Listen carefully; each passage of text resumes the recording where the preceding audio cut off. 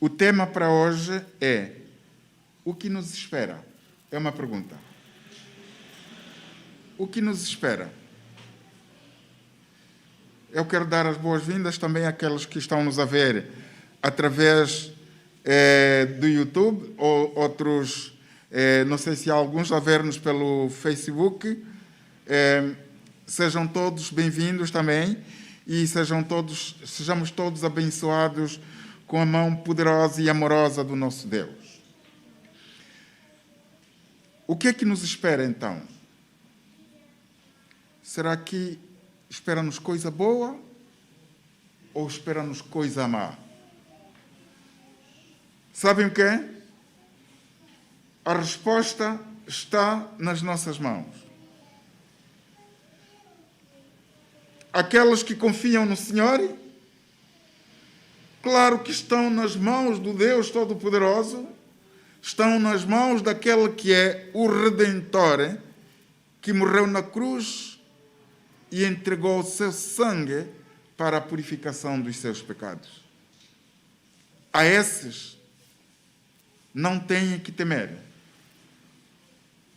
Venha de manhã, venha de dia, ou venha à noite, seja qual for a hora em que Jesus chegar, eles estão preparados porque têm Jesus no seu coração. Não importa o que vai acontecer. O que é que nos espera?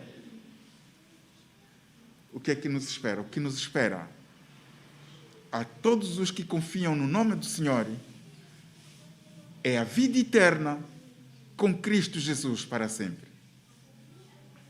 É estarmos junto da árvore da vida e desfrutarmos daquele fruto maravilhoso. É estarmos junto do rio da vida e bebermos a água do rio da vida, que emana do trono de Deus. É isso que espera. É isso que nos espera, meus queridos irmãos. Não importam as privações e os problemas por que passamos nesta terra, porque está prometido. E aquele que prometeu não vai falhar.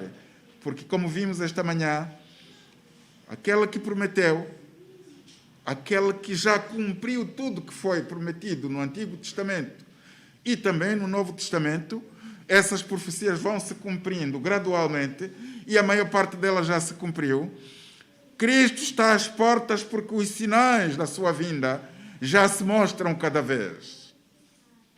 Cristo está às portas. O problema está conosco. Queremos servi-lo? Queremos ser servos de Deus vivo? Ou queremos servir ao inimigo de Deus? Às vezes nós não percebemos que estamos a servir ao inimigo de Deus. Ao rejeitarmos a Cristo, implicitamente estamos a aceitar a oferta do inimigo de Deus. Nós vamos ver na Bíblia, em Lucas 19, capítulo 19, versículo 37 até 44, é um texto da entrada triunfal de Jesus em Jerusalém. Eu acredito que muitos dos meus irmãos já leram esse texto, já ouviram pregações sobre esse texto, em que Jesus Cristo, quando viu que a sua entrega na cruz estava próxima, Jesus seguia naquela última semana para Jerusalém. Ele passou por Jericó, nós vemos aquela cena de Zaqueu, que era cobrador de impostos, que se rende aos pés de Jesus, e ele diz que se alguém ele defraudasse alguma coisa, tivesse defraudado alguma coisa, que o devolvia em quadruplicado. Meus queridos, Jesus disse: hoje veio a salvação a esta casa. Jesus chega então perto de Jerusalém e manda 2 discípulos para irem buscar um jumento. E como estava escrito no livro de Zacarias, no capítulo 9, versículo 9, é mais uma profecia que foi cumprida nessa altura. Jesus manda que viesse um jumentinho. Eles foram buscar o jumentinho. o dono nem sequer se importou, porque estava tudo a ser cumprido de acordo com aquilo que estava escrito. E trouxeram o jumentinho a Jesus, e ajudaram a Jesus a montar o jumentinho. E o que é que eles fizeram? Muitos deles eram multidões e multidões que iam para a Páscoa. E eram aqueles que viram a ressurreição de Lázaro, que Jesus tinha ressuscitado de Lázaro, que tinha morrido e estava já apodrecido há mais de 4 dias. Há 4 dias. E Jesus disse a Lázaro, sai do túmulo. E Lázaro saiu do túmulo, ainda envolto em faixas. Foi o milagre que confirmou que aqueles todos que seguiam a Jesus viram que de facto estavam na presença de um grande profeta e porventura não seria ele mesmo Messias. Muitos acreditaram que Jesus era o Messias. E então iam todos para Jerusalém. Mas era um dia maravilhoso para eles. Então o que é que aconteceu? Aconteceu é que Jesus ia montado no jumento e eles meteram as suas vestes no caminho e com folhas, com ramos de árvores e de palmeiras, encheram o caminho e gritavam, Hosana, nas alturas. Mas vamos ler. Eu estou a falar, mas é bom que o texto bíblico diga aquilo que realmente aconteceu. Vamos começar do versículo, eu já expliquei, já introduzi, porque não temos tempo para ler tudo, e vamos começar então no versículo 37. E diz assim o texto. E quando já chegava perto da descida do Monte das Oliveiras, toda a multidão dos discípulos, regozijando-se, começou a dar louvores a Deus, em alta voz por todas as maravilhas que tinham visto, dizendo, bendito o que vem em nome do Senhor, paz no céu e glória nas alturas. O que é que a multidão estava a dizer? Exatamente aquilo que os anjos disseram quando Jesus nasceu. Glória a Deus nas alturas. Eles diziam, Hosana. O texto de Marcos refere-se aos hosanas que estavam, Hosana nas alturas. Hosana, Hosana.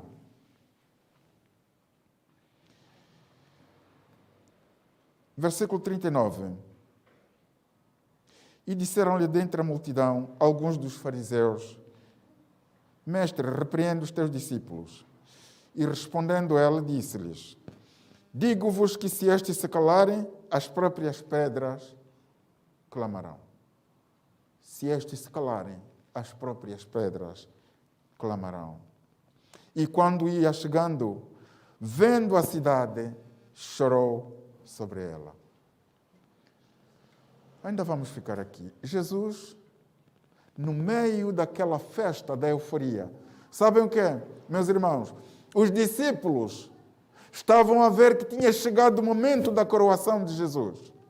Eles estavam convencidos que Jesus ia para Jerusalém e ia se tornar no rei e os romanos iriam ser varridos. Iria ser restaurado o reino de David. Estavam todos convencidos de que Jesus era um grande político, que ia tomar o seu lugar para acabar com a dependência do povo de Judá, dos judeus, do Império Romano. Meus queridos,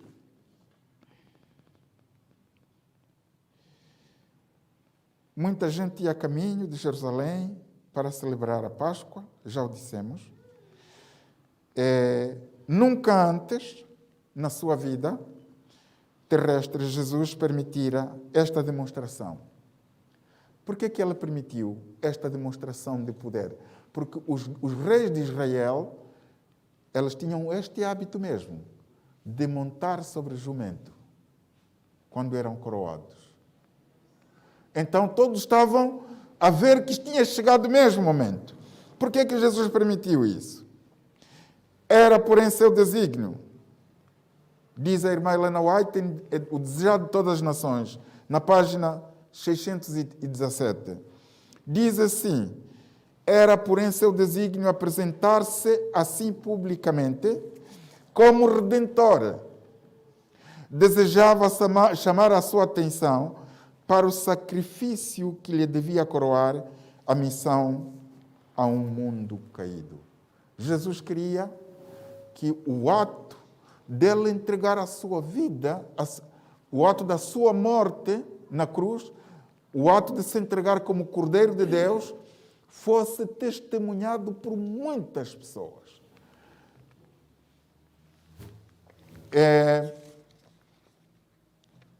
O versículo 41 de Lucas 19 diz: e quando ia chegando, vendo a cidade, chorou sobre ela.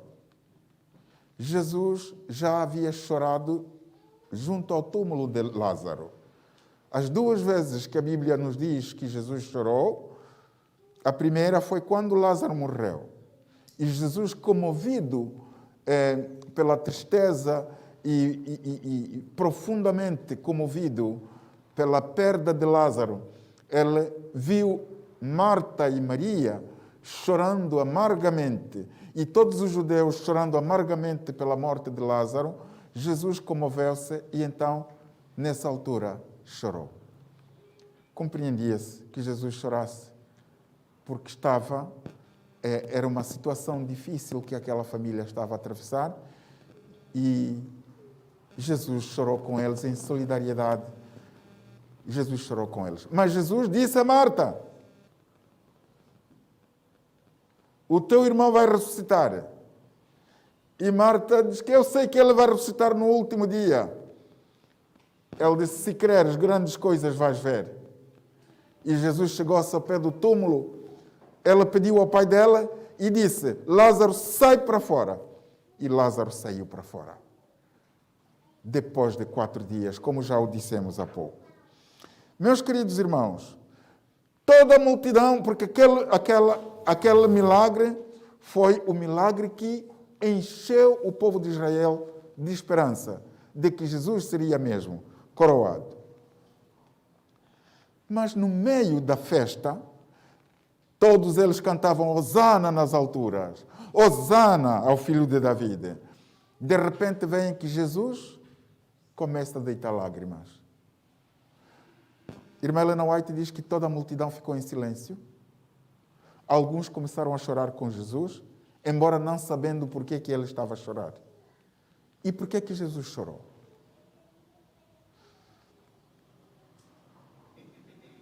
Jesus ergueu a sua mão, aquela mão que tantas vezes beneficiara os doentes, angustiados, e movendo-a na direção da cidade de Jerusalém, em frases entrecortadas de dor, exclamou: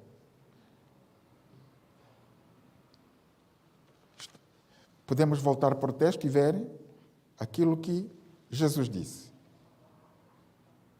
42, versículos 42. No 41 diz que ele chorou sobre ela, não é? E quando ia chegando, vendo a cidade, chorou sobre ela. No 42 diz: se tu conhecesses também, ao menos, neste teu dia, o que a tua paz pertence, mas agora isto está encoberto aos teus olhos.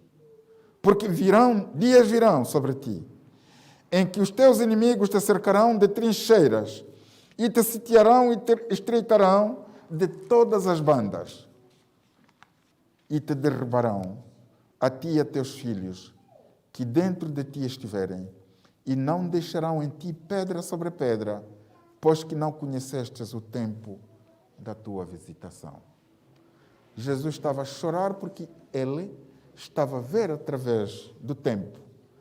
Ele estava a ver a destruição de Jerusalém, porque eles iam rejeitar Jesus, ia para Jerusalém, e todos eles iam dizer: soltem-nos Barrabás. Mas a Jesus, crucifiquem-no. Crucifiquem a Jesus. Vão dizer a Pilatos: crucifica Jesus e solta-nos Barrabás.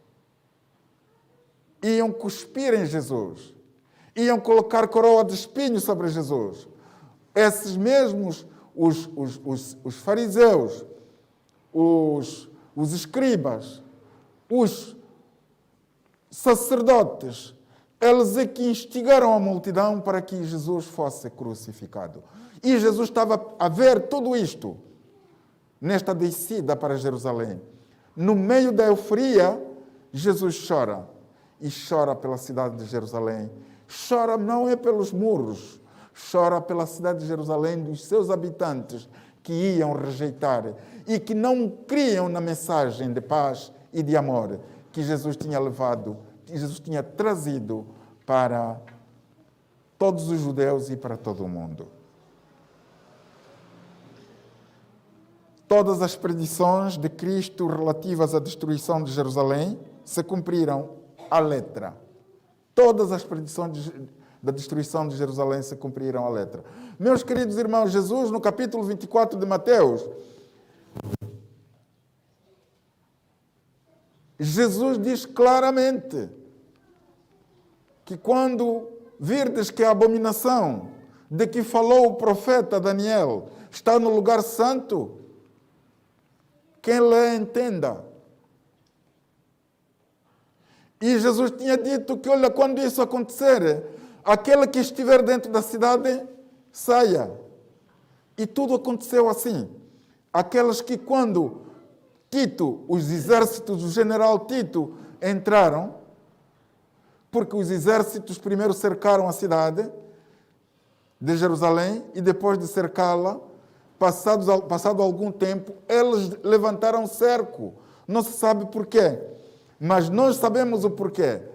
Porque é para se cumprir a profecia de Jesus que aqueles que saíssem da cidade, quando a abominação de que falou o profeta Daniel estivesse no lugar santo, e esta abominação, ele estava a se referir claramente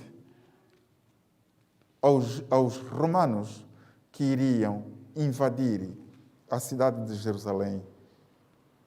Meus queridos, Jerusalém foi destruída pelo general Tito no ano 70. Tanto a cidade como o templo foram arrasados até os seus fundamentos. Mais de 1 milhão de pessoas pereceram. Os sobreviventes foram levados cativos, vendidos como escravos, e os outros foram oferecidos às feras, aos animais ferozes, aos leões. A destruição de Jerusalém, meus prezados irmãos, é uma solene advertência a todos os que resistem aos apelos de misericórdia do nosso Deus. Quantos sermões já ouvimos? Quantas escolas sabatinas já assistimos? Cada vez ouvimos da palavra de Deus. O que é que isso tem feito na nossa vida pessoal? Temos estado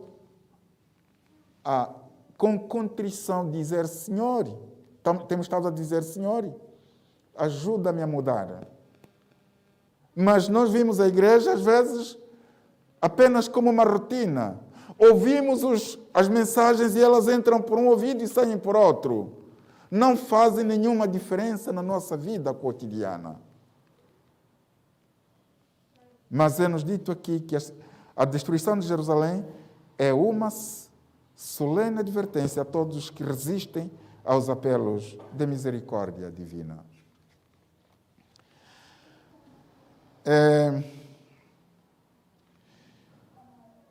Os fariseus e escribas, cheios de inveja de Jesus, quiseram parar aquele cortejo, Hosana nas alturas. Hosana. Eu gostaria que fôssemos rapidamente para o Evangelho de Mateus, no capítulo 23 e no versículo 37. O que é que quando Jesus repreendia os fariseus, naquele capítulo duro em que Jesus advertia de forma dura, mas com amor. Jesus advertia sempre com amor. Ele dizia as coisas e muitas vezes com o coração enternecido, porque Ele tinha que dizer isso para eles, para os advertir. Versículo 37 do capítulo 23 de Mateus diz assim: Jerusalém, Jerusalém, que matas os profetas e apedrejas os que te são enviados. Quantas vezes quis eu ajuntar os teus filhos, como a galinha junta os seus pintos debaixo das asas, e tu não quisestes.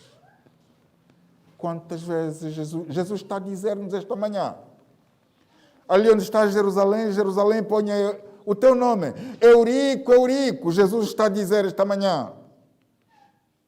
Quantas vezes quis ajuntar-te a ti, os teus filhos e a tua família, e os teus irmãos na tua igreja. Como a galinha junta os seus pintos debaixo das asas. Será que ele vai dizer isso também a nós? E tu não quisestes. É duro isto. E tu não quisestes. E tu não quisestes. Tivestes muitas oportunidades, mas tu não quisestes. O dia de juízo virá sem misericórdia para aqueles que, sabendo a vontade do seu Senhor, não quiseram fazer essa vontade. Amaram mais o mundo do que a Cristo. Meus queridos irmãos, Jesus ainda hoje chora. Chora por ti e chora por mim. Ele vê a nossa resistência à mudança de caráter, o nosso apego às coisas desta terra. Não temos entusiasmo pelas coisas do céu. Continuamos mornos na nossa espiritualidade. Mas queremos ir para o céu um dia. Como iremos para o céu se não queremos fazer a vontade daquele que na cruz entregou a sua vida por todos nós? Ele continua a chorar por mim e continua a chorar por ti. Queremos fazer a vontade dele ou queremos fazer a nossa vontade? Queremos continuar no mundo e ser do mundo? Ele disse: eu não peço que os tires do mundo, mas que os livres do mal. Jesus disse isso mesmo. Naquele capítulo 17, naquela oração sacerdotal do Senhor.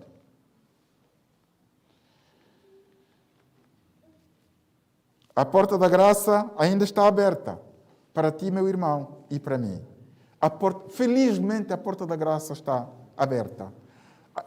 Se hoje mesmo, ouvirdes a sua voz, não endureçais os nossos corações. Não endureçamos os nossos corações.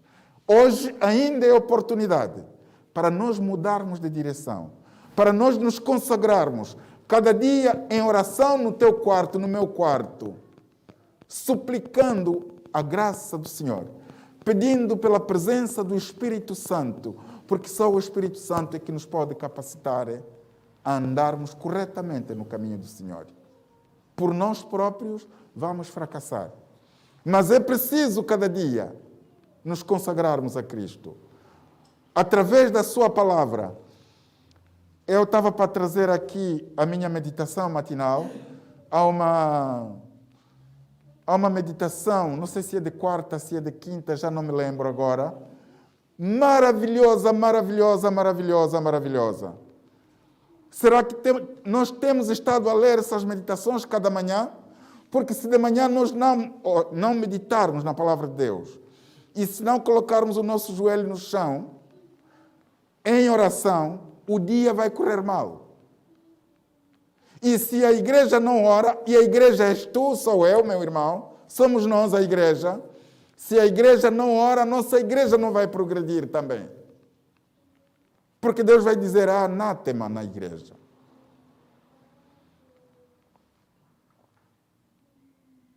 Jesus chama hoje por ti. Os seus braços estão estendidos para todos os que desejam a salvação. Ela chora por ti ainda e chora por mim.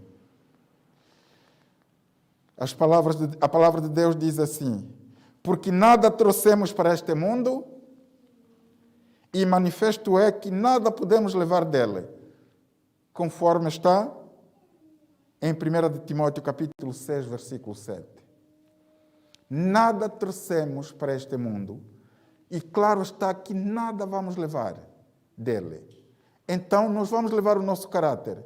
Estamos nós a primar por modificar esse caráter de acordo com a vontade de Deus? Outro texto de Marcos 8,37 diz assim, Marcos 8,37. Pois que aproveitaria o homem ganhar o mundo inteiro e perder a sua alma? O que daria o homem pelo seu resgate? Pelo resgate da sua alma. Jesus derramou o seu sangue por nós, para que todo aquele que nele crê não pereça, mas tenha a vida eterna. Os fariseus e escribas, cheios de inveja de Jesus, eles quiseram parar o cortejo. E pararam o cortejo. E eles disseram, quem é este? Quem é este que estão a dar hosanas? Quem é este? E eles disseram, Jesus manda calar eles. E Jesus disse que, olha, se eles se calarem, as pedras clamarão. Mas a multidão, quando eles disseram, quem é este? A multidão gritou, é Jesus, o profeta de Nazaré, da Galileia. É Jesus, o nosso Salvador. Se perguntassem a Adão, quem é aquele que vinha naquele cortejo? Adão diria, é o descendente da mulher que há de esmagar a cabeça da serpente. Se perguntassem a Abraão, Abraão diria, é Melquisedeque, rei de Salém, rei da paz. Se perguntassem a Jacó, Jacó diria, é Siló, da tribo de Judá, como está em Gênesis 49:10. Se perguntassem a Isaías, como estamos a ler esses dias, Isaías diria, é o Emanuel, o maravilhoso conselheiro, Deus forte, Pai da eternidade e Príncipe da paz. Se perguntassem a Jeremias, Jeremias diria, conforme está em Jeremias 23:6, o renovo de David, o Senhor justiça nossa. Se perguntassem a Daniel, quem é este que vem nesse cortejo? Daniel responderia, é o Messias. Se perguntassem a Oséias, Oséias diria, este é o Senhor Deus dos exércitos, o Senhor é o seu memorial. Está em Oséias capítulo 12, versículo 5. Se perguntassem a João Batista, quem é este que vem nesse cortejo? João Batista diria, é o Cordeiro de Deus que tira o pecado do mundo. O grande Jeová proclama do seu trono, como vimos ainda esta manhã, em Mateus 3,17, este é meu filho amado, em quem me comprazo. E voltou a dizer isso no dia da transfiguração lá no monte. Este é o meu filho amado, em quem me comprazo. Grande Jesus, o nosso Salvador, o Deus poderoso, o amoroso Criador, aquele que nos ensina a sermos mansos e humildes, aquele que curou, aquele que andou na humildade e quer que nós sejamos servos de Deus e sejamos servos uns dos outros. Eu tenho que terminar, mas, meus queridos irmãos, eu queria dizer o seguinte. A pergunta, o que nos espera? Se temos Jesus, a vida eterna. Se não tivermos Jesus, a condenação eterna. Vamos ler rapidamente o que é que está, antes de terminarmos. Vamos ver João, no capítulo 5 e no versículo 25 e 28. O Evangelho de João, no capítulo 5, é isso que nos espera, meus queridos irmãos. O Evangelho de João, no capítulo 5, versículos 24, capítulo 5,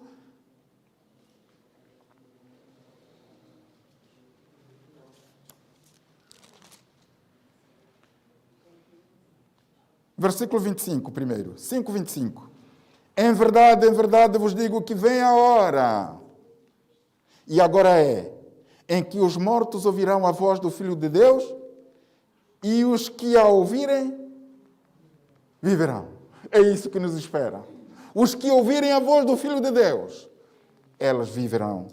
No versículo 28 diz, não vos maravilheis disso, porque vem a hora em que todos os que estão nos sepulcros ouvirão a voz do Emanuel, a voz deste renovo, a voz de Jesus Cristo, nosso Salvador, Jesus Cristo que deve ser tudo para nós. Se Jesus não for tudo para nós, estamos perdidos, meus queridos irmãos. Ele diz que, versículo 29, e os que fizeram o bem sairão para a ressurreição da vida, e os que fizeram mal para a ressurreição da condenação. Aqui, quando se diz os que fizeram bem, não são aqueles que são puros.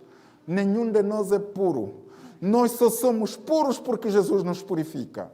É Jesus que nos santifica. E é por isso que a primeira coisa que temos que fazer é ter Jesus no nosso coração e fazer de Jesus o nosso Senhor. Ela nos dará a vida eterna. Que Deus nos ajude, meus queridos irmãos, a olharmos para Jesus, o autor e consumador da nossa fé. Em nome de Jesus. Amém.